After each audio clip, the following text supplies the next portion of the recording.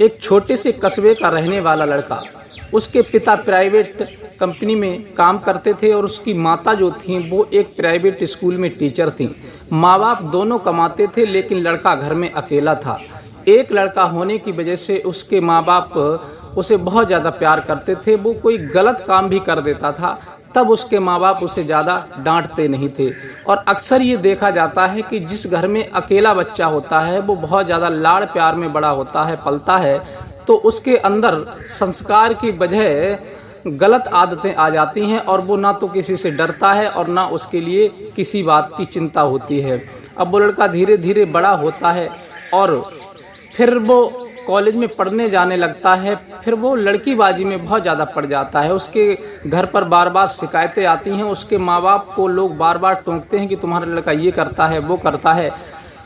फिर उसकी हरकतों को देख करके उसके माँ बाप उस लड़के की पढ़ाई छुड़वा देते हैं और फिर उसका विवाह कर देते हैं कि शायद इसका विवाह हो जाएगा तो ये सही लाइन पर आ जाएगा, अच्छी तरह से रहने लगेगा घर पर, कम से कम हमारी शिकायतें तो नहीं आएंगी। लोग हमको रोज़ टोकते हैं, हमें बहुत बुरा लगता है, आखिर कैसी संतान हमारे घर में है।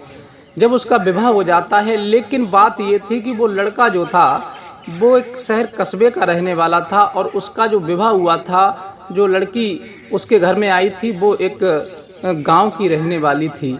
वो लड़की को वो अपनी नज़रों में नहीं लाता क्योंकि वो गांव की सीधी स्वभाव की लड़की थी और ज़्यादा न्यू लाइट में नहीं थी, फैशन में नहीं रहती थी, इसलिए वो उसे अपनी नज़र से उतार देता है। कुछ दिन के बाद उसे मार पीट करके घर से भगा देता है। फिर उनके बीच में तलाक हो जाता है और तलाक होने के बाद फिर वो लड़की क्या करती है उसके साथ में, ये पूरी सच्चाई आज इस वीडियो के माध्यम से जानने का प्रयास करेंगे। नमस्कार, प्रणाम, मैं हूँ रितेश कुमार। दरअसल आज की जो कहानी मैं आपको सुनाने जा रहा हूँ, ये कहानी आपके जीवन में बहुत बड़ा परिवर्तन लाएगी और इस कहानी से आपको बहुत कुछ सीखने के लिए मिलेगा। इसलिए इस कहानी को आप अंत तक जरूर देखते रहें, क्योंकि ये घटना कहीं और की नहीं है। ये घटना राजस्थान के एक छोटे से कस्बे की है, जहाँ पर एक लड़का जिसका नाम अजय था, अजय अपने माता पिता के साथ रहता था क्योंकि वो परिवार में अकेला था। अकेले की वजह से उसका बहुत ज़्यादा लाड़ प्यार होता था, बहुत अच्छी तरह से उसकी परवरिश हुई थी। माता पिता दोनों अपनी जॉब करते थे। इधर उसके पिता जो थे वो कंपनी में काम करते थे प्राइवेट में, उसकी माता प्राइवेट टीचर थी। इस वजह से पैसे की कोई कमी नहीं थी। अच्छा खासा अकेला लड़का था, अच्छा खासा पैसा था और इस वजह से वो खूब बिगड़ता जा रहा था। अपने दोस्तों के साथ अयाशी करता था। कॉलेज में जब पढ़ने के लिए जाता था तो वो पूरे दिन लड़कीबाजी में ही रहता था और उसके साथ के जो लड़के थे वो भी इसी काम में थे। उसका केवल नाम तो पढ़ाई का था, लेकिन वो पढ़ाई कुछ नहीं करता था। लेकिन वक्त धीरे धीरे यूं ही बीतता चला जाता है। वो लड़का अपने दोस्तों के साथ रह करके कहीं किसी होटल में जाता है तो कभी किसी होटल में जाता है, कभी दारू पीता है। इस तरह से उसके अंदर कोई ऐसा ऐब नहीं बचा था जो उसके अंदर था नहीं। अब इसकी शिकायतें घर पर भी आने लगी थी कि तुम्हारा लड़का बहुत ज़्यादा बदतमीजी देता है, कॉलेज में जाता है लड़कियों को परेशान करता है, रास्ते में लड़कियां जाती हैं उन्हें परेशान करता है। उसके पिता बहुत ज़्यादा परेशान हो जाते हैं, उसे समझाते भी हैं कि बेटा ऐसा मत करो, हमारी समाज में इज्जत है, वैल्यू है, लेकिन लोग हमें टोकते हैं, हमें बहुत बुरा लगता है, इसलिए तुम ऐसे काम छोड़ दो।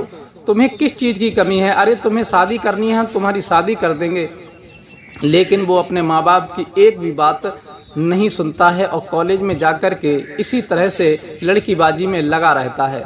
हर समय उसका यही काम था, घर से केवल कॉलेज के नाम से जाता था और पूरे दिन दारूबाज और लड़कियों में पड़ा रहता था। धीरे धीरे यूं ही वक्त बीतता चला जाता है। तब उसके माँ बाप परेशान हो जाते हैं। वो कहते हैं कि चलो अब इसका विवाह कर दें, शायद ये सुधर जाए। तब उसके माँ बाप जब ज़्यादा उससे परेशान हो जाते हैं तब उसका विवाह तय कर देते हैं। और कुछ दिन के बाद जब विवाह होता है और सपना नाम की लड़की बहुत ही सीधी स्वभाव की लड़की थी, बहुत ही संस्कारी थी, क्योंकि गांव की रहने वाली थी, ज़्यादा उसके अंदर कोई फैशन नहीं थी और वो दुल्हन बन करके अजय के घर आ जाती है। लेकिन कुछ दिन तो जब वो दुल्हन लिबास में रहती है और अच्छे तरह से आना जाना उसका रहता है, तब वो अच्छे कपड़े पहनती थी, तब तो वो उससे कुछ दिन तक उससे प्यार करता रहा। और फिर जब लड़कों के साथ बाहर जाता है और वो शहर की मॉडल ज़माने की जब लड़कियों को देखता है, नए ज़माने को देखता है, फैशन की लड़कियों को देखता है, तब उसे अपनी बीवी नज़र से उतरने लगती है, क्योंकि वो सोचता है अरे ये तो गांव की गवार है, लेकिन ये क्या कर सकती है, ये मेरे लिए पसंद नहीं है। अब वो बहुत ज़्यादा घर आता है दारू पी करके, तो अपनी पत्नी सपना के लिए गाली गलौज देता है, मारता पीटता है, लेकिन वो बेचारी सीधी स्वभाव की सज्जन लड़की कुछ भी नहीं कहती है, उसकी हर हरकतों को सहन करती रहती है, काफ़ी परेशान करता है, टॉर्चर करता है। और एक दिन तो दारू पी के उसने अपनी पत्नी को इतना मारा कि वो ज़मीन पर गस खा करके गिर गई थी। फिर उसने फ़ोन करके अपने मायके में कहा कि आज अजय ने हमें बहुत मारा है, क्योंकि वो हमसे कहते हैं कि तू फैशन में नहीं रहती, शॉर्ट कपड़े नहीं पहनती, इस वजह से हम क्या करें, क्योंकि हम गांव की रहने वाली और हमें ये अच्छा नहीं लगता शॉर्ट कपड़े पहनना या फिर फैशन में रहना। हम घर को जोड़ करके चलाते हैं, लेकिन वो इतनी संस्कारी थी कि अपने सास ससुर की अच्छे से सेवा करती थी, घर को जोड़ करके पकड़ के चला रही थी, लेकिन वो अयासी टॉप का लड़का उसे अपनी नज़रों में बिल्कुल नहीं ला रहा था। इस बात की शिकायत वो अपने सास ससुर से भी करती है, उसके सास ससुर उसे बहुत समझाते हैं, लेकिन उस बदतमीज लड़के के एक भी समझ में नहीं आता। और फिर वो रात दिन उसे जब ज़्यादा परेशान करता है तो वो अपने पिता को बुला करके अपने मायके चली जाती है। वो दिखने में तो सीधे सादी थी, इधर वो पढ़ी लिखी थी, और फिर अपने मायके में जाकर के अपनी पढ़ाई को पुनः शुरू कर देती है, पढ़ने लगती है। वो सोचती है कि मैं ऐसे कब तक पढ़ी रहूंगी, अगर कुछ पढ़ जाऊंगी, अभी मौका है, अभी तो समय है मेरे पास, और पढ़ लिख करके कुछ ना कुछ प्राइवेट ही जॉब मिल जाएगी या फिर सरकारी मिल जाएगी, तो मैं अपना गुजारा करती रहूंगी। ऐसे माँ बाप के ऊपर कब तक पड़ी रहूंगी, क्योंकि मेरे भाई बहन और भी हैं, मेरे माँ बाप को उनको देखना है, उनकी शादी विवाह करनी है, फिर मेरा ही भरता कब तक भरते रहेंगे, यह सोच करके वो पढ़ाई शुरू कर देती है और अच्छी मन लगा करके पढ़ाई करती है। इधर अजय के माँ बाप उससे कहते हैं कि कुछ दिन के बाद कि बहू को लिवा के ले आ, लेकिन वो साफ मना कर देता है कि मैं उसे अब नहीं रखूंगा, क्योंकि वो मुझे पसंद नहीं है, वो बिल्कुल गंवार लगती है देखने में गांव की, और मुझे तो शहर की लड़की पसंद है। मैं विवाह करूंगा तो दूसरा विवाह शहर की लड़की से करूंगा। लेकिन वो एक अपने माँ बाप की एक बात नहीं सुनता, और इधर धीरे धीरे वक्त बीतता चला जाता है। फिर वो तलाक के कागज डाल देता है, लेकिन सपना सोचती है कि ऐसे जाहिल व्यक्ति के साथ रहने से तो तलाक ही भला है। अब वो तलाक के कागज जब डालता है तो वो तलाक के कागजों पर साइन कर देती है और उनके बीच में तलाक हो जाता है कोर्ट में। जब तलाक हो जाता है, सपना उधर अपनी पढ़ाई करने लगती है, और ये लड़का अपने दोस्तों के साथ अयासी टॉप में पड़ जाता है और अयासी करने लगता है। रात दिन इसी प्रकार से उसका ये धंधा बन गया था। गांव में भी लड़कियों को छेड़ता था, उत्पात करता था, तो गांव की शिकायतें भी उसके माँ बाप के पास बहुत ज़्यादा आती थीं, लेकिन उसके माँ बाप बहुत ज़्यादा परेशान हो जाते थे। फिर आखिर करते तो करते क्या, एक ही लड़का था, इस वजह से वो कोई ज़्यादा कड़ा एक्शन नहीं ले पा रहे थे। साथियों, कहते हैं कि कोई भी इंसान होता है, वो उसकी हरकत हद तक तो अच्छी लगती है, लेकिन हद से बाहर जब जाती है तो फिर वो खटकने लगती है। इधर सपना पढ़ाई करते करते लगभग उसे 5 सालें बीत जाती हैं और उसका बुरा हाल हो गया था दारू पी पी के। उसने अपने आप को सुधरने का कोई चांस ही नहीं दिया था। रात दिन वो गलत संगत में पड़ता ही जा रहा था। धीरे धीरे वक्त बीतता चला जाता है और इधर कुछ पुलिस की भर्तियां निकलती हैं। तब सपना फार्म को जब डालती है, अप्लाई करती है, तो किस्मत उसका संग देती है। कहते हैं कि जिसका कोई नहीं होता उसका ऊपर वाला होता है, और भगवान ने उसकी पुकार सुन ली, उसकी परेशानी को देखा कि इसकी कोई गलती नहीं है और ये बेचारी निर्दोष है, फिर भी ये परेशान है। तब उसकी जॉब लग जाती है और वो एक दरोगा के पद पर नियुक्त हो जाती है। दरोगा जब बनने के बाद में फिर उसे दूसरे डिस्ट्रिक्ट में उसका ट्रांसफ़र हो जाता है, वहाँ ट्रेनिंग देती है और ट्रेनिंग देने के बाद फिर वो अपनी ड्यूटी ज्वाइन कर लेती है, थाने में सिलेक्ट हो जाती है। और इधर अजय जो था वो अपने दोस्तों के साथ दूसरे शहर में गया था, जिस शहर में उसी की जो तलाकशुदा पत्नी दरोगा की ड्यूटी कर रही थी, उसी शहर में वो किसी काम से गया था। लेकिन उसे नहीं पता था कि इस शहर में, इस थाने में हमारी तलाकशुदा पत्नी दरोगा के पद पर नियुक्त है, क्योंकि उनका तो तलाक हो गया था। अब अजय वहाँ रास्ते में एक बहुत खूबसूरत लड़की जा रही थी जो शॉर्ट कपड़े पहने हुए थी। आजकल जो शहर में लड़कियां पहनती हैं, शॉर्ट कपड़े पहनती हैं, बहुत ज़्यादा सेक्सी टॉप में रहती हैं। ऐसे कपड़ों को देख करके वो ललचा जाता है और उस लड़की को छेड़ देता है।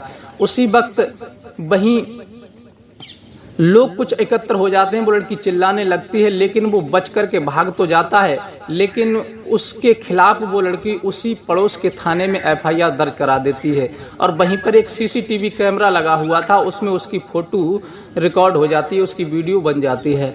अब जब वो रिकॉर्ड हो जाता है सब कुछ, उसका घटनाक्रम का मामला, तब पुलिस उसकी इंक्वायरी शुरू कर देती है कि आखिर वो लड़के कौन थे जिसने इस लड़की को छेड़ा था। अब काफ़ी प्रयास किया जाता है, ढूंढा जाता है, तब वो सीसीटीवी की जो फुटेज होती है वो खंगालती है पुलिस और देखती है, तब उसकी इंक्वायरी शुरू कर देती है। इधर वो केस उन मैडम के लिए दे दिया जाता है जो उस लड़के की जो तलाकशुदा पत्नी सपना थी, जो लेडी दरोगा बन गई थी, उनसे कहा था कि ये तुम्हारे क्षेत्र का मामला है, इसे तुम संभालो। इधर तो वो उस मुलजिम की इंक्वायरी शुरू कर देती हैं, हर जगह के सीसीटीवी फुटेज खंगाले जाते हैं और उस लड़की को साथ लेकर के उन फोटोओं को पहचानवाया जाता है, लेकिन उसका जल्दी सुराग नहीं मिलता। फिर जहां पर वो वारदात हुई थी वहां पर एक सीसीटीवी कैमरा लगा हुआ था, उसकी फुटेज जब खंगाली जाती है तब वो लड़की उस मुलजिम को पहचान लेती है। फिर वही वीडियो ले जाकर के उन मैडम के लिए दे दी जाती है कि इसमें जो मुलजिम है बस यही है।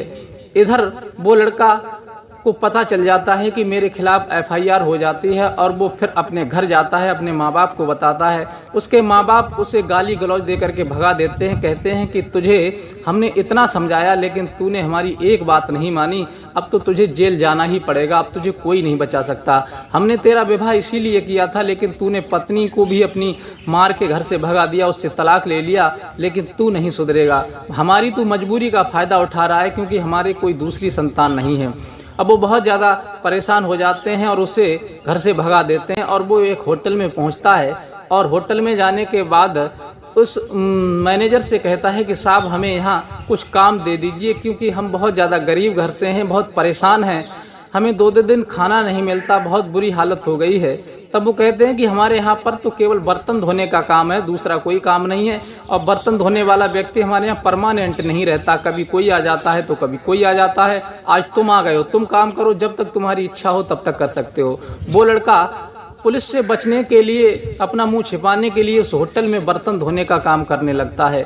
इधर उन्हीं मैडम के लिए सूचना मिली थी कि वही मुलजिम एक होटल में छुपा हुआ है। तब वो अपनी टीम को लेकर के उस होटल में जाती हैं और होटल में जाने के बाद फिर उस होटल में बैठती हैं और मैनेजर से कहती हैं कि तुम्हारे यहाँ जितने भी गेस्ट आए हुए हैं और तुम्हारे होटल के अंदर जो भी कर्मचारी हैं उन सब की हमें इंक्वायरी करनी पड़ेगी। तब वो पूछता है मैनेजर, आखिर मैडम ऐसा क्या है जो हमारे होटल की मतलब छापेमारी हो रही है। तब वो पूरी हिस्ट्री बताती हैं कि एक मुलजिम तुम्हारे होटल में छुपा हुआ है, उसकी हमें इंक्वायरी मिली है।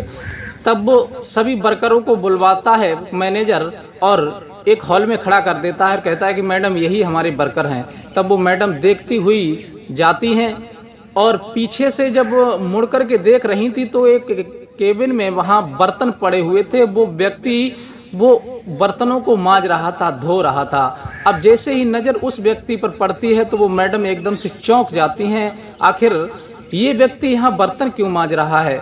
और जब वो वीडियो में उसकी सूरत देखती हैं तब तुरंत उसे पहचान लेती हैं कि यही एक मुलजिम है।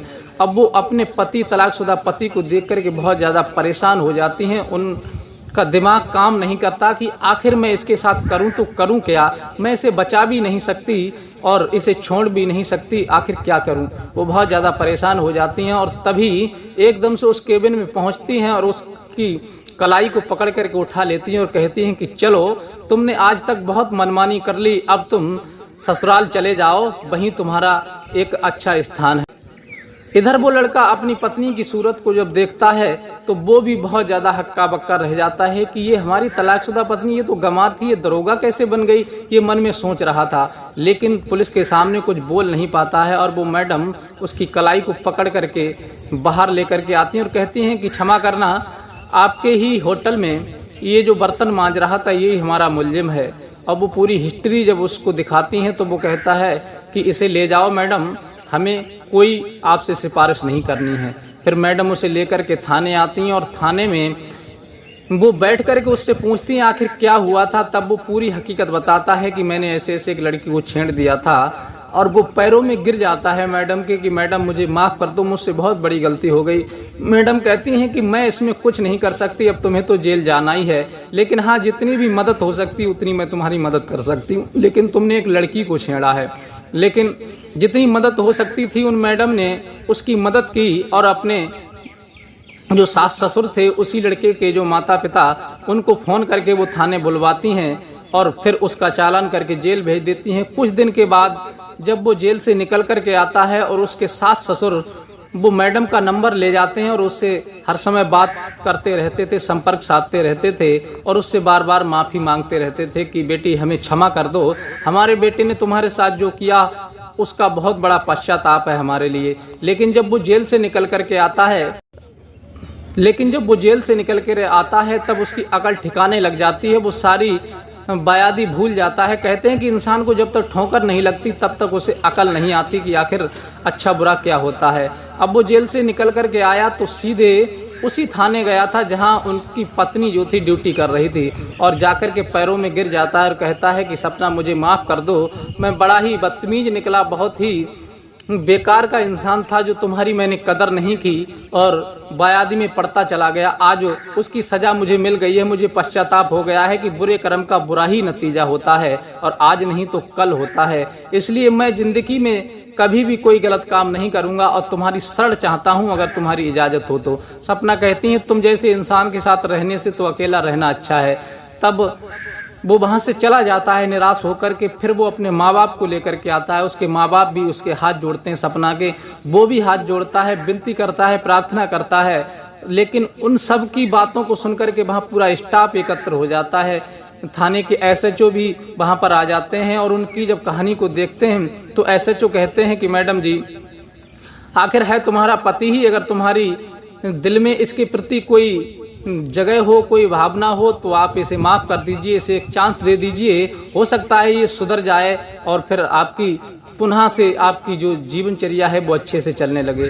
सबकी बात मान करके मैडम उसे माफ़ कर देती हैं और फिर वहीं कमरा लेकर के अपने सास ससुर अपने पति को रखने लगती हैं और पुनः अपनी ज़िंदगी को शुरू कर देती हैं। तो साथियों ये कहानी आपको कैसी लगी, इस कहानी से आपको क्या सीख मिली कि बुरे कर्म का बुरा नतीजा होता है, ये आप खुद इस वीडियो के माध्यम से समझ सकते हैं। ये कहानी आपको अच्छी लगी हो तो अपने यार दोस्तों को भी शेयर करें और हमारे चैनल को लाइक सब्सक्राइब जरूर करें और मिलते हैं इसी प्रकार की कोई नई कहानी के साथ। तब तक के लिए नमस्कार।